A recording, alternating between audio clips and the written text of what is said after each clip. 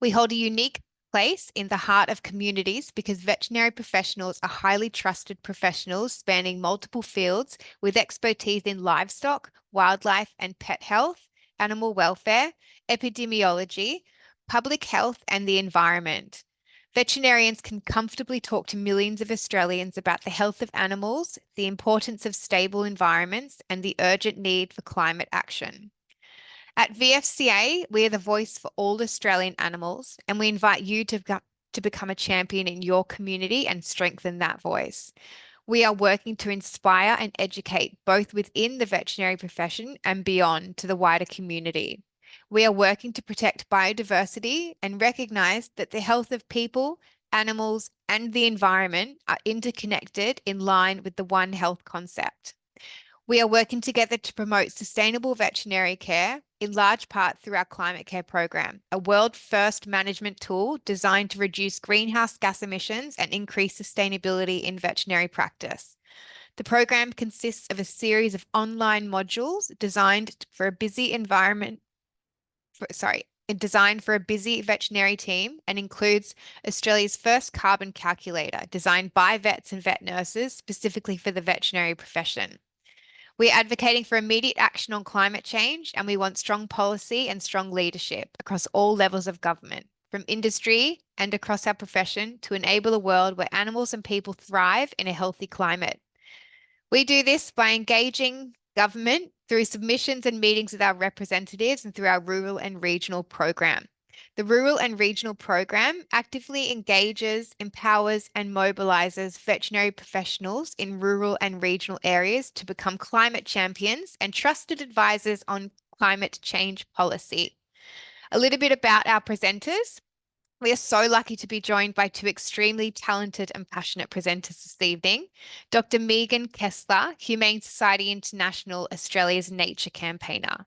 Megan has over 20 years of experience working to protect the Australian environment, primarily with environmental NGOs. Megan joined HSI Australia in 2022, and after more than a decade as the scientific director at the Environmental Defenders Office, before which she was completing her PhD on tourism, impacts on humpback whales off Sydney and in the Kingdom of Tonga. Megan has published on threatened species and ecological communities and has worked in both marine and terrestrial conservation. Our other wonderful presenter tonight is Tarquin Moon from BirdLife Australia's National Nature Campaigner. Tarquin has worked with a number of not-for-profit environment organisations for the past 20 years, both as a volunteer and as a campaigner. Based in Queensland, Tarquin's main focus has been Queensland land clearing, World Heritage listing for Cape York, and the protection of Queensland's rivers. More recently, her work with BirdLife Australia is focused on building broad support from all sectors for strong reform of national nature laws. All right, Megan, if you'd like to take it away, thank you. Thanks, Claire, and thanks everyone for having us here tonight. I'm just going to share my screen, which is always the moment of truth. Hopefully you can now see a koala. Excellent. Well, I'd just like to start by recognising that I'm on unceded Worimi and Biripi land and acknowledge any Aboriginal elders with us today and recognise that our First Nations people have been fundamental to appropriate land management in Australia for many years. And that is particularly relevant to our topic tonight because one of the things that we need to see in a nature positive Australia is better engagement with First Nations people. So tonight, Tarquin and I are hopefully going to be sharing with you a presentation which will slip to the next slide any second now. Here we go. On behalf of the Places You Love Alliance.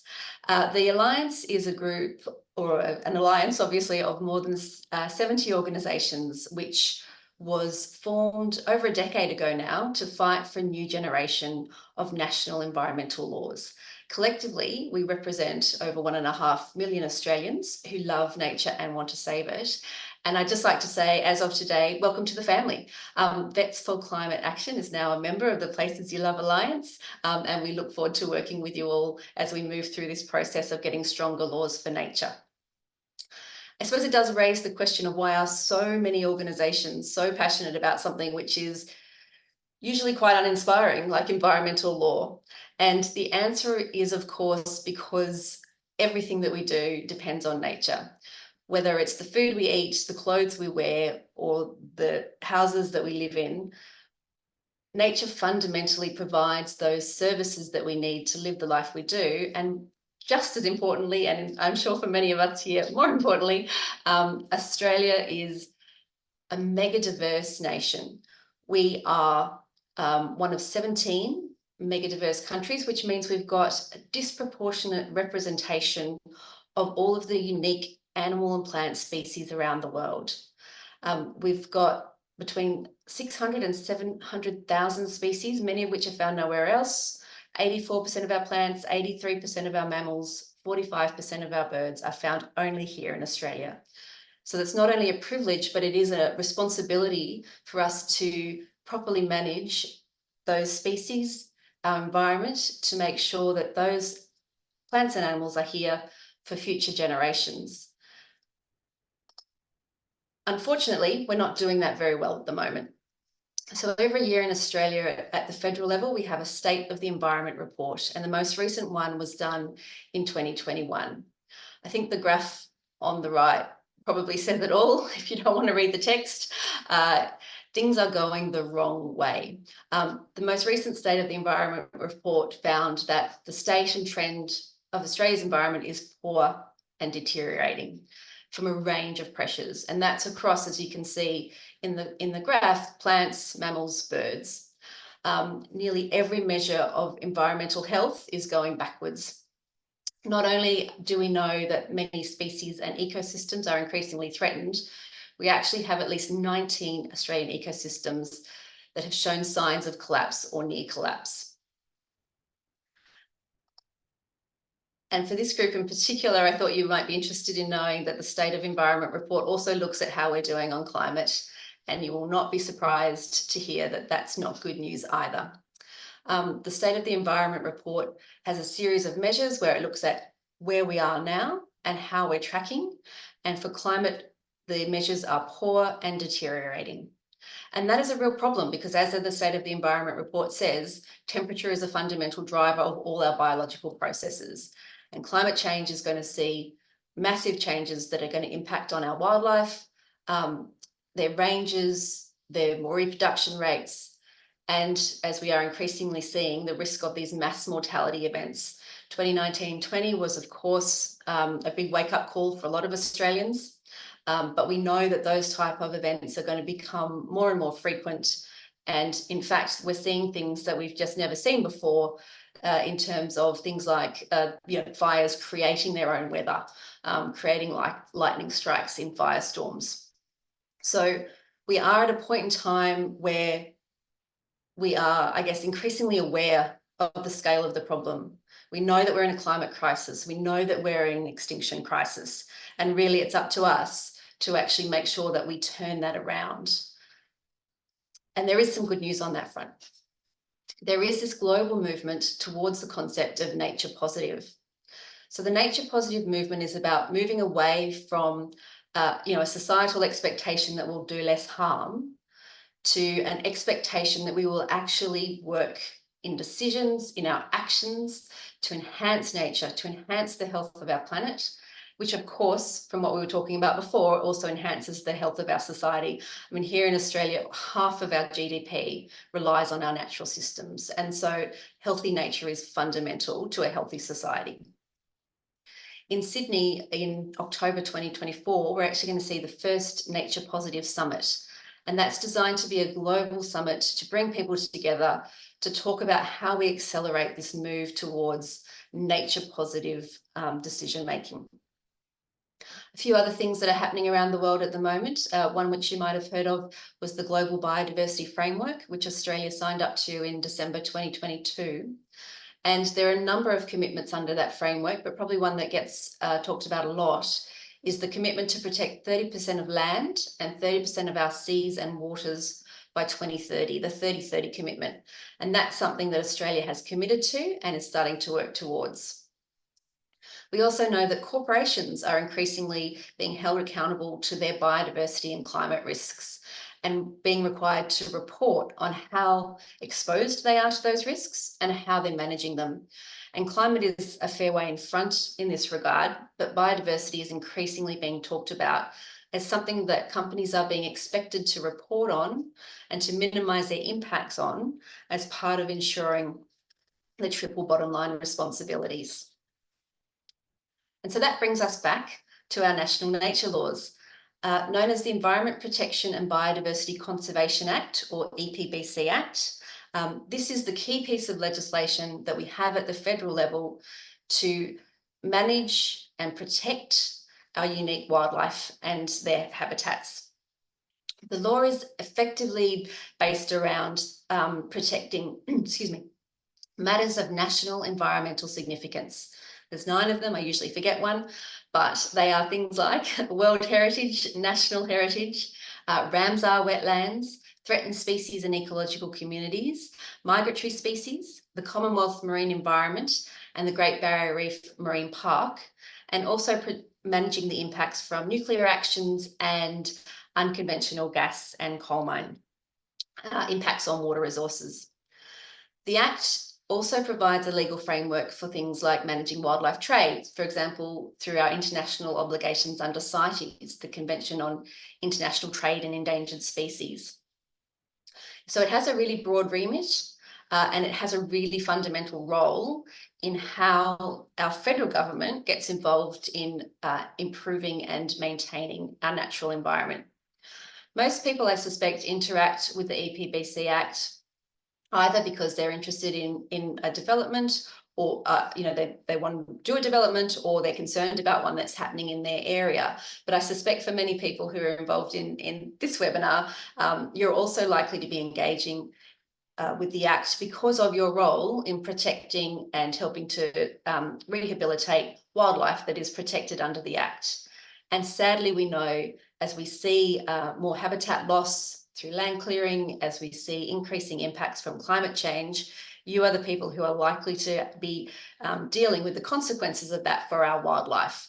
And so I think that it's great that as a sector, you're also really involved in trying to make sure that we are minimising those impacts and sustaining the health of this incredibly unique wildlife that we have here in Australia. So you'll see from the title that this Act was created in 1999. So it's a quarter of a century old. And I think it's fairly well accepted that it's time for an update. The Act itself builds in a statutory review every 10 years. And the most recent one was done by Professor Graham Samuel in 2020. His key findings were that our national nature laws are not fit for purpose. They're not adequately protecting nature, and they're not providing clear, efficient and robust assessment processes for all parties to make it really clear about what is expected from people who are impacting on our natural environment and those matters of national environmental significance. In December 2022, the government responded to that Samuel review with their Nature Positive Plan. And they had set out in that plan what they've called 3 fundamental principles. The first is about better protecting our environment and preventing further extinction. You'd be forgiven for thinking that the existence of an EPBC Act actually created a requirement to try and prevent extinction, but unfortunately it doesn't. So this was actually and is a really important commitment from government. They've recognised the problem and they've said we're going to turn it around and stop further extinctions. So this was hopefully this is an incredibly important turning point in how we manage nature in this country and how we think about the management and preventing the decline of our native plants and animals. Their second principle was around faster decision making and clear priorities. And that's really about wanting to say to proponents, as we all know, there are some areas where we just cannot afford any more impacts on our natural environment. There are some species that simply cannot afford any more impacts. And so identifying those areas and those species up front and saying to proponents, don't even go there. we want sustainable development, and what that means is having those really clear protections for those things that need it most. And then their third fundamental principle was around restoring public accountability and trust. Another one of the key findings of the Samuel Review was that the public has lost faith in the ability of our national environmental laws to protect nature and to respond to community needs in that regard. These principles were supported by kind of three kind of pillars of response, I suppose. One was around commitment to create something known as national environmental standards. And that's really about what it sounds like, setting a standard for decision-making under our environmental laws, making it clear that for a project to be approved, for a harm to be approved, there is a standard that you have to meet that is not going to drive that extinction, that is not going to allow ongoing decline of our protected matters. The second one was around regional planning. And that was about taking a step back from those individual decisions and thinking about how impacts play out across the landscape. Regional planning was really, or is really being, established to try and address things like cumulative impact, the concept of death by 1,000 cuts, making sure that instead of just looking at each individual decision on their own, we're saying, okay, well, we know in this area that these are the things that need to be protected. We need to conserve them. Here are the areas where we're not going to be impacting on these protected matters. And those are the areas that we really want to try and make sure we're doing things like our development in. And here are the areas that we're going to need to protect and restore if we're actually going to achieve those goals of preventing extinctions and recovering our native plants and animals. Then the third pillar, if you like, was a commitment to create a national environment protection agency. And I will come back to that one a little bit later. Being Vets for Climate Action, I can hear you asking, what about climate? And there were some commitments in the Nature Positive Plan in relation to climate. They related to improving the transparency of climate impacts through project assessments, doing better planning at the kind of landscape scale. So those regional planning approaches, actually thinking about how is the climate going to change over time? What does that mean in terms of protecting species both now and into the future, and building that into the planning systems? And then thirdly, making sure we're constantly getting better information and thinking about climate impact modelling to make better decisions, particularly at that regional scale. From our perspective, those are good things, but a much more is needed. We really need a comprehensive integration of climate change into the EPBC Act. And again, I'll come back to that a little bit later. So the government has been rolling out their response in stages. They've now identified 3 stages of the reforms. The first one was in December last year, where we saw 2 changes to the Act. One change to the Act and one separate change. The first one was in relation to what's colloquially known as the water trigger. So that is the matter of national environmental significance that relates to the impacts of gas and coal on water resources. And in the Act, when that was set up, it was somewhat constrained in terms of the range of projects it would pick up. It wasn't going to be picking up things like those big new gas projects we're seeing come out of the Northern Territory, like the Beetaloo projects, because it didn't cover unconventional gas. So last year in December, that trigger was expanded to make sure that all of the relevant projects were going to be included. The other thing that happened is that the government introduced a bill to establish a nature repair market.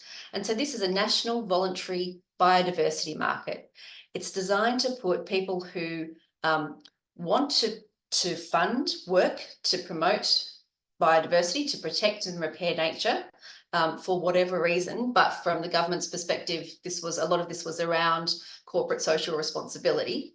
It's designed to put those people in touch with the people who can do the work to actually restore nature, and provide a mechanism to direct funds to new works to restore nature.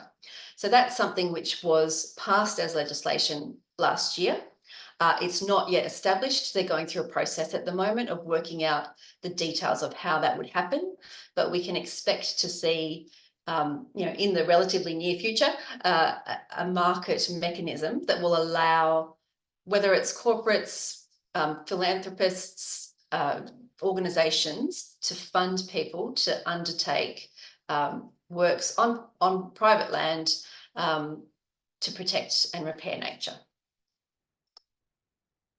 Stage 2 is where we are now. And so this is, when we come to it later, where you have a real chance to get engaged and have your voice heard on the need for these stronger nature laws. So in April, the government announced 3 components of stage 2. Environment Protection Australia, which is the EPA, Environment Information Australia, and the fact that they were going to do better support for the department to allow faster environmental approval decisions. So in terms of the EPA, Places You Love Alliance has long advocated for a strong, independent and adequately resourced EPA. It's a good way to start to address many long-standing compliance problems with the current law.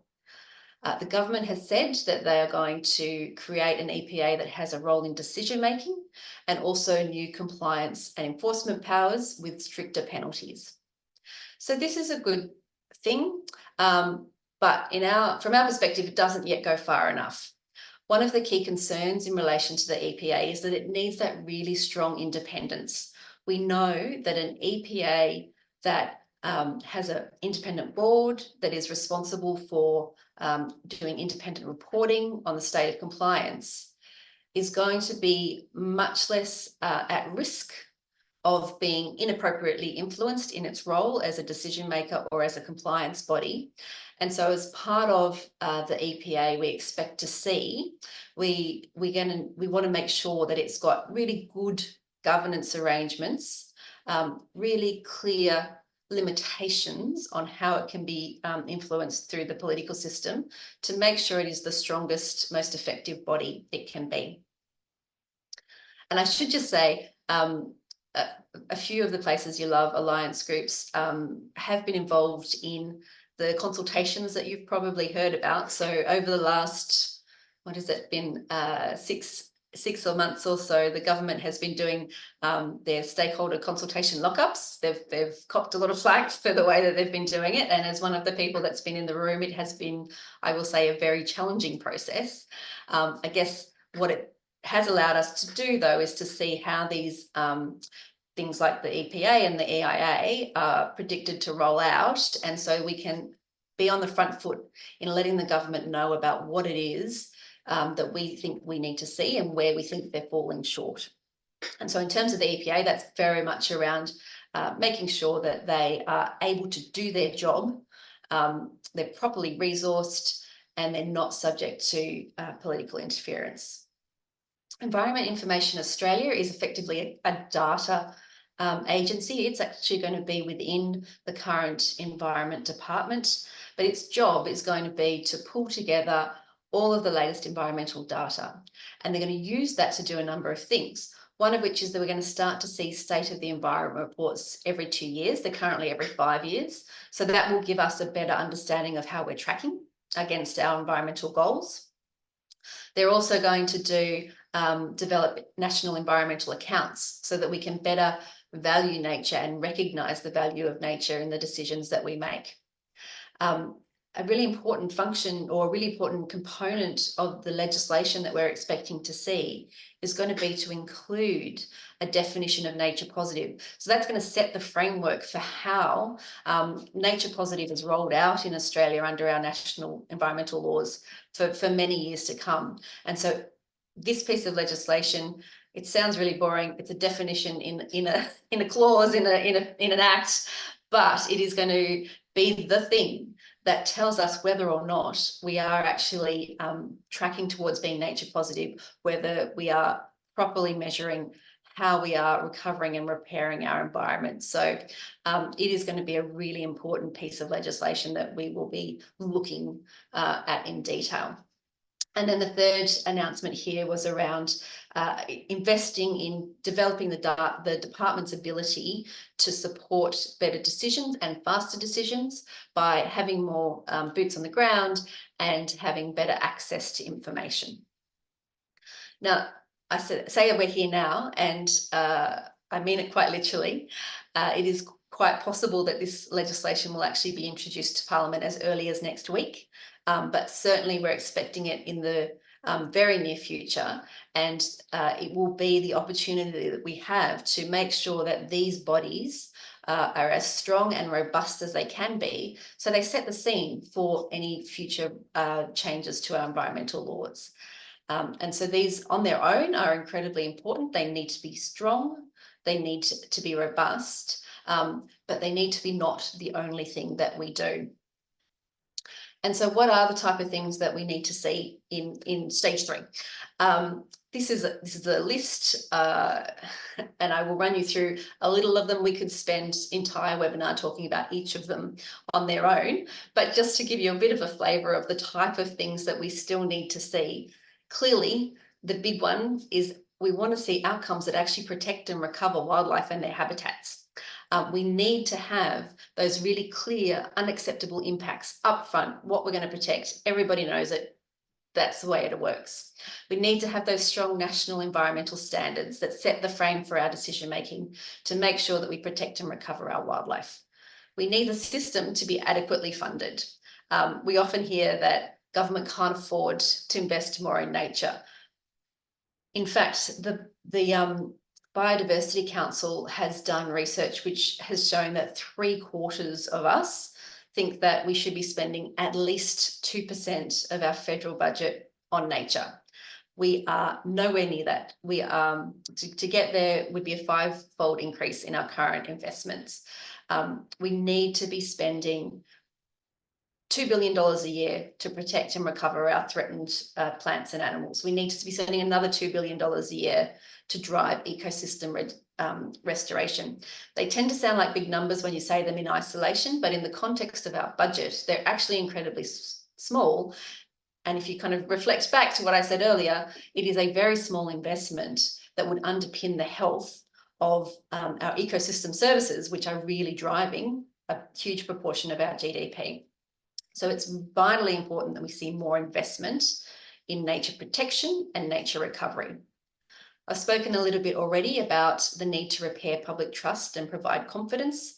That's around ensuring increased transparency and accountability in decision making, but also around making sure that the community can properly engage in our environmental laws and the decisions that are being made under them. And community consultation is a key component of one of the environmental standards that we'll be asking for. We need to embed First Nations perspective in our laws. That's about making sure that First Nations people are heard and actually are involved in decision making. We need to have a biodiversity offset system that won't drive decline, and this is definitely one that I could speak about on its own for hours. But briefly, biodiversity offsets are effectively a quantifiable system that says, we'll give you permission to harm nature over here if you will protect an equivalent or better component of nature over there. And we know from all of the research that's been done on our existing systems that the way they are currently established is driving nature decline. They're not working, they're not doing what we want them to do. And last week or the week before, the government released an audit on the federal offset system that found that 1 in 7 developments hadn't met their obligations. And so that means that these projects have been destroying habitat for our wildlife without actually delivering the environmental compensation that was decided to be necessary for them to proceed.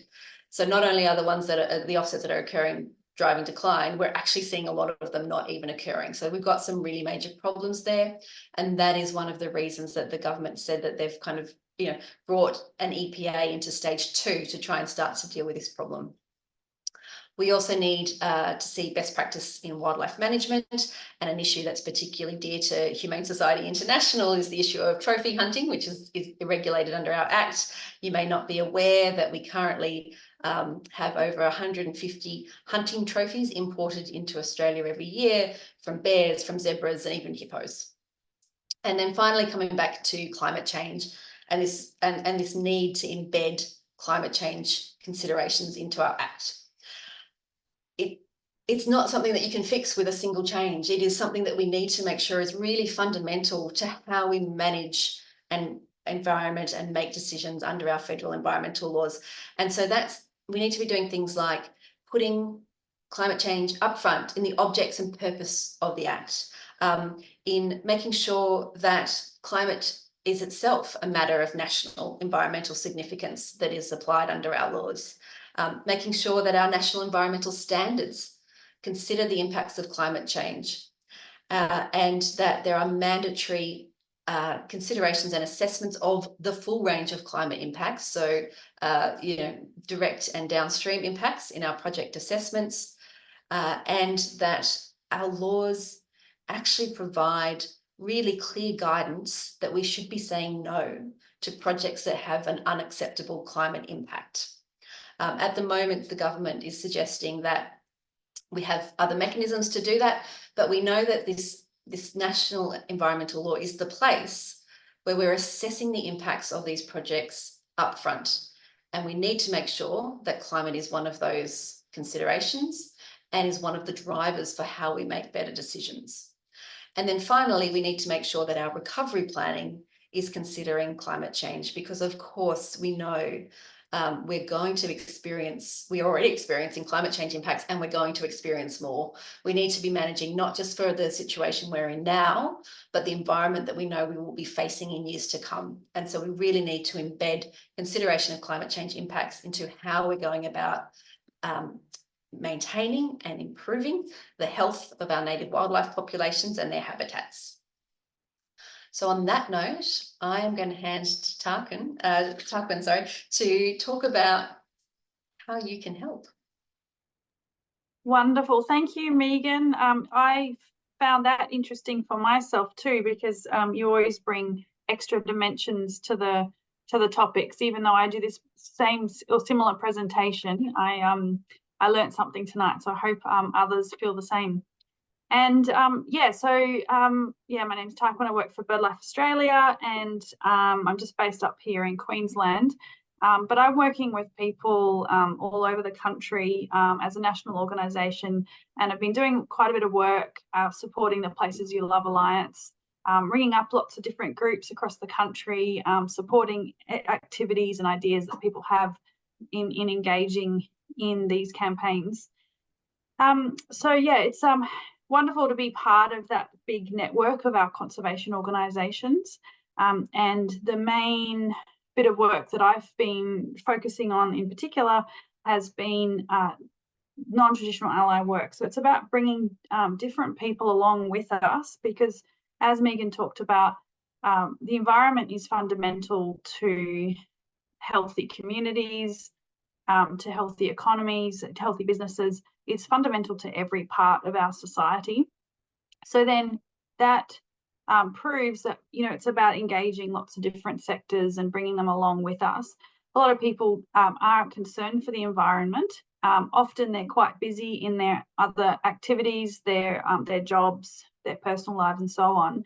And so we don't always realise just how much support there is out there, and it's our job to just activate people being involved in whatever way they can. Now, sometimes that might be signing a petition, which they're important things to do, and Vets for Climate Action, there is a petition, so that link will be shared. So I definitely encourage you to support your organisation's petition, but also to share it with people in your network. Share it on your social media. Maybe actively just invite people in your family or your friends to sign that as well. And a lot of the Places You Love Alliance organisations have petitions specifically about the nature laws, along with the petition from your organisation. So yeah, you know, inviting people to be involved in that way is really powerful.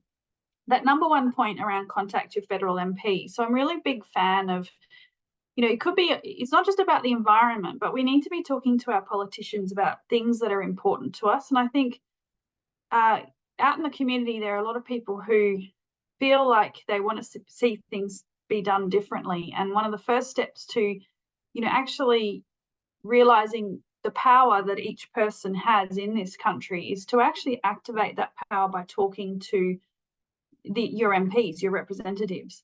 And in this case, relating to nature laws, that's your federal MP as a federal bit of legislation. They are the people who, if we're not talking to them, they have other people that they listen to, and then that advocacy, the voice for nature, doesn't get the full representation that it deserves. And I also talk to people about the fact that when we're talking to federal or talking to our decision makers, a lot of people will say, well, I don't know as much as Megan does about nature laws. I'm not sure, you know, I feel like they'll ask me a question and I won't know how to answer that.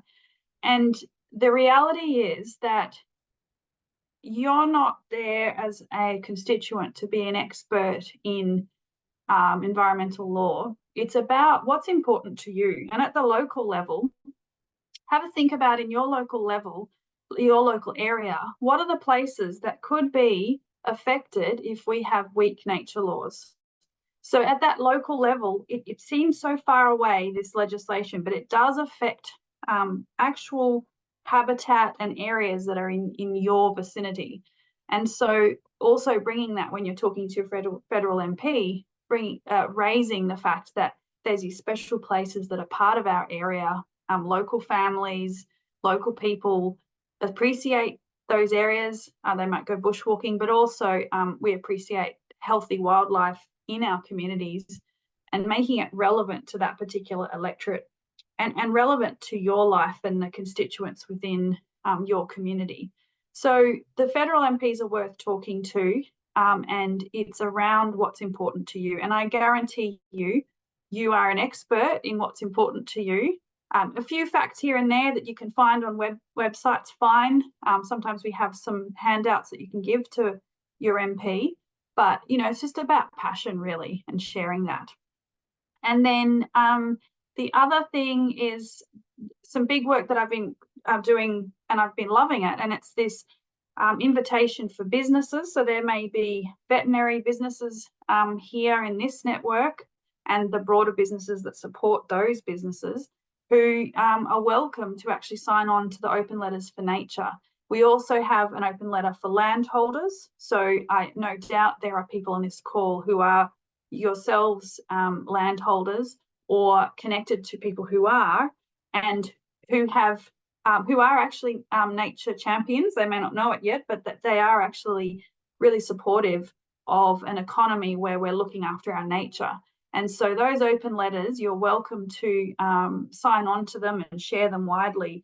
Those links will be shared as well. So it links to the Places You Love Alliance website.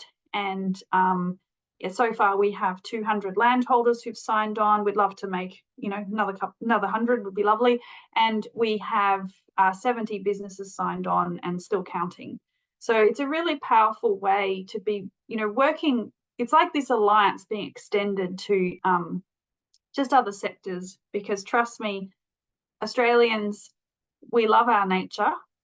We are big nature people, and it's about really making sure that we're keeping that for longevity. And I think there might be in the chat,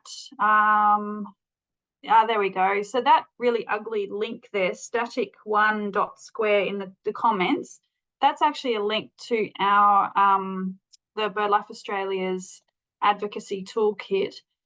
It's worth having a look for anyone on this call who wants to learn a little bit more about some of the tips on talking to your MPs. There's a brilliant lot of tips in there, along with some other information that might be useful to you. So I think I will leave it there, but thank you very much for this wonderful opportunity to have a chat to your organisation, and so exciting that you're now part of the Places You Love family. We're extremely excited about that, being part of that family. Thank you so much, Megan and Tarquin. I'm going to open it up for our guests here to ask any questions directed at Tarquin or Megan in regards to the masterclass we've just heard. While you're thinking about your questions, I'll just let you know why are we called Places You Love, and that's part of that message I had before, that as Australians we are all so connected to nature, and there are so many places that we all love. And imagine if they were all gone, tomorrow. We would suddenly be saying, oh my gosh, we should have had stronger nature laws. And so the campaign around the Places You Love was about activating the broader Australians to understand that we're lucky, these places are special, so let's do what we can to look after them. Absolutely. Thanks, Tarquin. Elise, you have your hand up. I do. Thank you both for that. I really enjoyed it. I've just a question, perhaps for both of you, or Tarquin maybe specifically. I work with Vets for Climate Action on our rural and regional program, and we are always encouraging vets in rural and regional areas to engage with their elected representatives, because we think we've got a really powerful voice that we can use there. Often when we're talking about regional areas, we're dealing with, I guess, more conservative sides of the political spectrum. Do you have any specific advice for messaging around the Nature Positive plan for conservative politicians?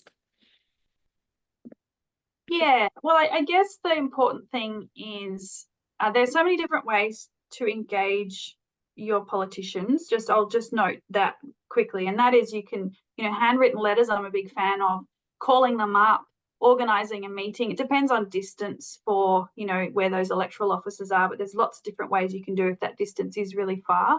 And also they do mobile offices. They might suddenly be in your community and you can have a quick casual chat to them at the markets or, in town.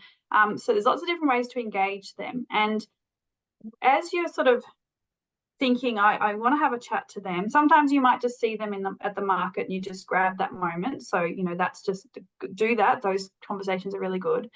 But as you're sort of gearing up to go towards thinking, okay, I want to have this chat with my representative on any issue like nature laws, I think the first step is just to find out a little bit more about what your politician, your local representative. So, are they on social media? What have some of their recent posts been? You can look up through Parliament their first speech. So then that gives you an indication of just what has had them come to politics. And for me, I think it's about connecting with their values. You'll often find with people, you do have values in common.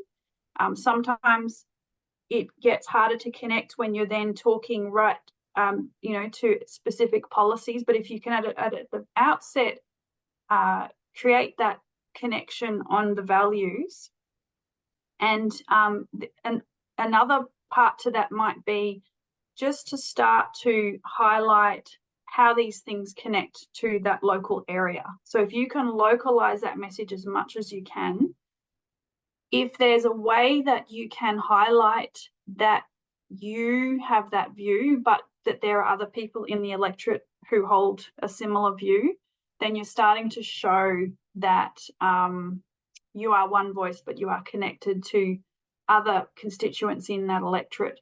And it helps them to realise that, it is an important issue to listen to.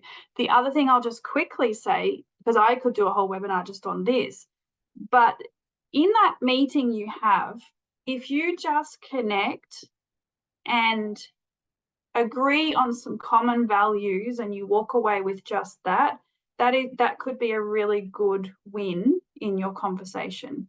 Just then, the next conversation, you might be able to then actually, because it's about building a bit of that connection with the person, and you can get, on to discussing, more towards the policy end. You can't just expect that you meet someone for the first time and then you're just going to connect immediately. Yeah. Megan, did you have? Yeah, look, I might just add, I think, coming from Vets for Climate Action, I mean, we we know that people in regional and rural areas are feeling the climate impacts now. And I think increasingly we are seeing that recognition through our elected representatives who perhaps not that long ago chose to believe that it wasn't real.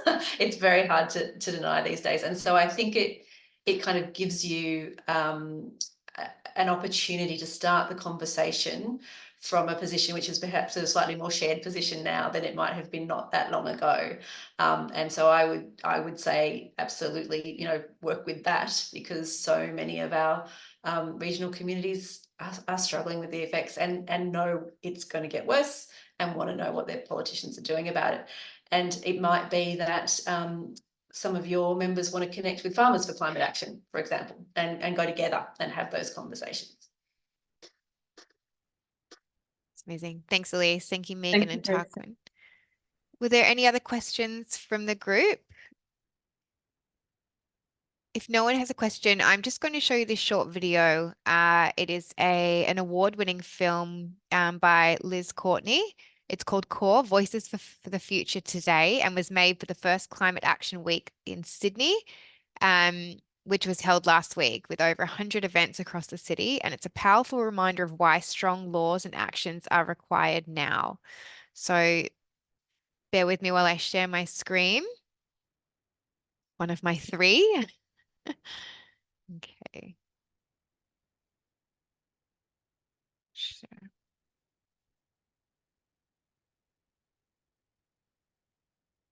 Okay. Can you hear that? You can't hear it. No, nothing's coming through. No. Okay. There's an extra box you need to tick, Claire. when Oh, you is share. there? Yeah.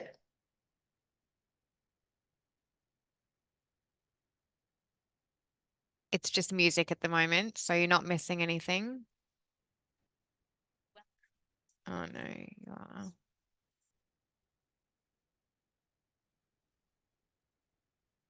Sorry, I'll find that one to tick.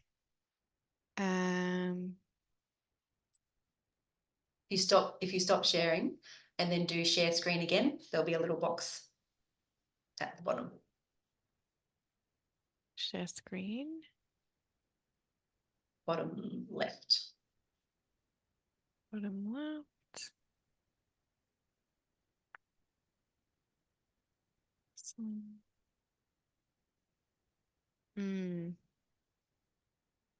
I'm not getting an option to. Can we do it for share. you? Do you want to drop it in the chat? Yeah, that might be a solution. Sorry, everyone. Okay, let me get out of this. Just pop it into the chat 1 moment.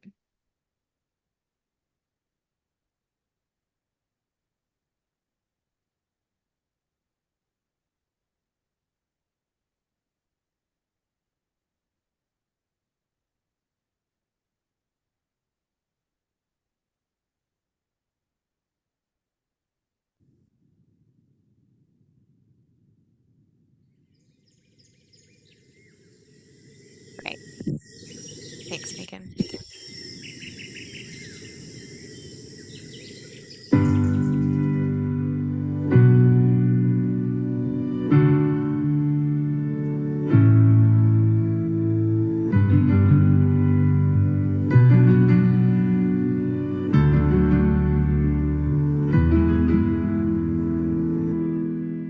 Welcome to Climate Week Australia, Sydney. We're now on track to shoot through the 1.5 degree temperature ceiling enshrined in the Paris Agreement, leading frankly to a dystopian world with famine, conflict, and of course unbearable heat.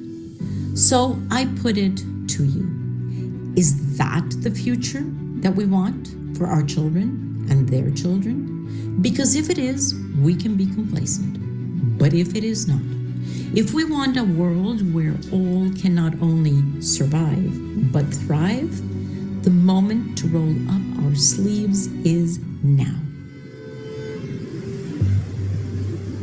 Human-induced climate change will have many effects on planet Earth.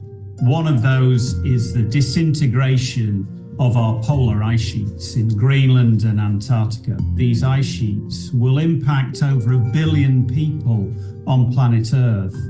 But fortunately, we have the solutions. We can mitigate against greenhouse gases using renewable energy. We can preserve our natural world. Climate change is urgent.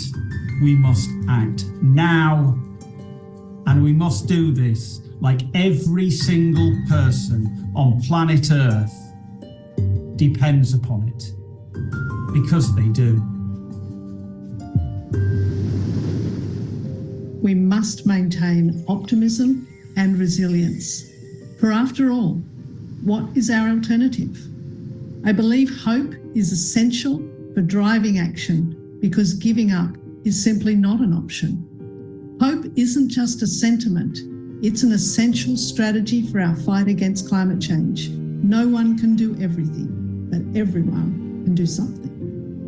We need to find innovative technologies to achieve net zero carbon emissions by 2050. And along the way, we need to motivate all generations through science and technology to be part of the solution. We are all connected and interconnected with nature.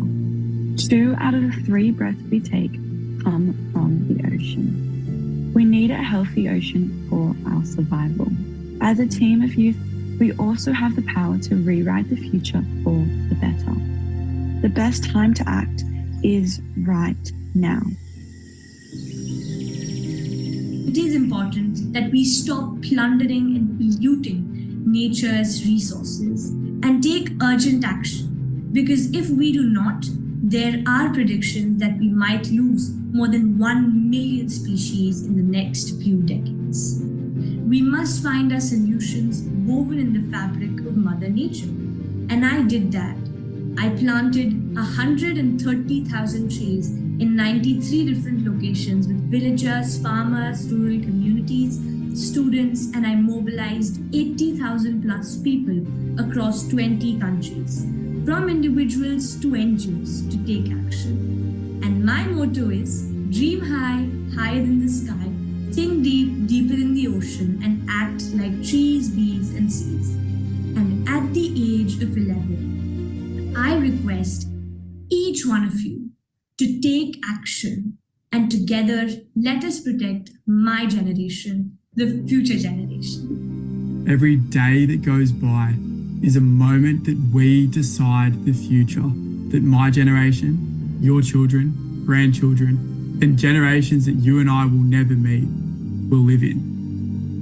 Will this be a future that your great-great-grandchildren get to experience the natural wonders that our beautiful country has to offer? Our Great Barrier Reef, our ancient forests. We are the last generation with the ability to do something in the history of humanity. This is our future, and it is our present, and it is in the hands of you, the decision makers of today. But we're ready. The youth of Australia want to be part of the movement. Our gloves are on. We are ready to contribute, because it will take everyone to seize the opportunity that this moment has.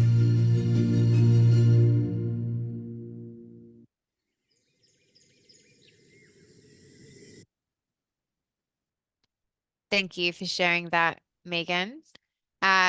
The timing for this masterclass is fitting, as it was World Biodiversity Day on Wednesday, which had the theme "Be Part of the Plan," a call to action for all stakeholders to halt and reverse the loss of biodiversity by supporting the implementation of the Global Biodiversity Framework, also referred to as the Biodiversity Plan. We would like you guys here tonight to be part of this plan. With your voice, we can call on the government to introduce a comprehensive package of nature law reforms to protect our unique wildlife and their habitats.